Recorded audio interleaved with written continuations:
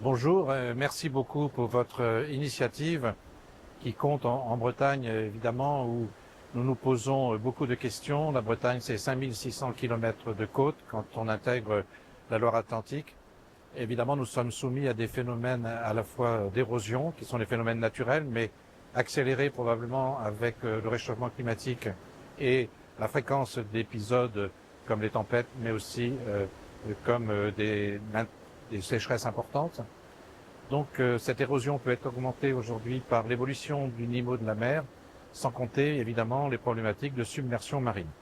Ici, nous sommes à Saint-Malo, où nous sommes donc sur une digue et un port. Ce port est lui-même un port digue, et en dessous de ce port et de ce sillon habitent aujourd'hui 25 000 personnes. Les autorités de l'État et de la ville de Saint-Malo prévoient une montée des eaux à 1,05 m. Donc, que faire ici, dans ce coin, alors que nous savons qu'il y a 25 000 personnes qui déjà habitent sous le niveau de la mer? Il y a d'autres situations où les communes ont décidé de laisser faire la nature, si on peut dire ça comme ça, ou en tout cas laisser la mer reprendre l'espace. Nous avons en particulier l'exemple de Guissény, où c'est un collège entier qui a été racheté par la commune pour, au final, être détruit et provoquer une renaturation de l'ensemble du milieu. D'autres secteurs, enfin, comme Lancieux, où là aussi, à la faveur d'une digue d'un polder un peu fragile, les élus ont décidé que la prochaine fois que la digue serait cassée, ils ne la répareraient pas. C'est ce qui est arrivé lors d'une grande marée, et la mer est rentrée dans les terres. Et là, il a fallu anticiper avec notamment le Conservatoire du littoral, qui avait pu plusieurs années avant déplacer les agriculteurs, déplacer également une habitation. Les maires sont aujourd'hui face à cette difficulté qui est de devoir anticiper des choses dont ils ne verront pas le résultat dans leur mandat.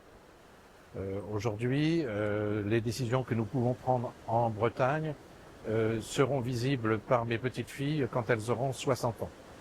Donc c'est quelque chose de compliqué pour les élus qui doivent réfléchir aujourd'hui à des échelles qui dépassent très largement leur mandat, voire même leur propre durée de vie. Donc que faire? Que faire quand un maire a pris la conscience qu'il va falloir déplacer la population, déplacer les activités, revoir l'ensemble des assainissements, parce que de façon inéluctable, le niveau de la mer va monter. Inéluctable. Alors on ne sait pas le pas de temps. C'est en 2035, 2050, 2100, on ne connaît pas le pas de temps, mais c'est inéluctable malheureusement du fait du réchauffement climatique et de la fonte plus ou moins progressive de la calotte polaire.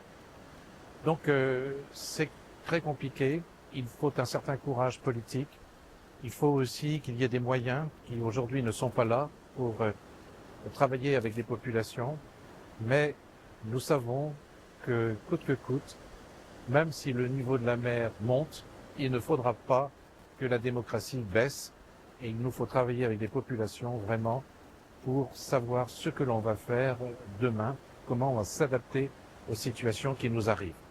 Donc merci pour vos travaux. J'espère, Denis, que tu me feras partager les conclusions de vos travaux importants. Mais nous sommes aujourd'hui à la préhistoire de la prise de conscience d'un phénomène, encore une fois, inéluctable.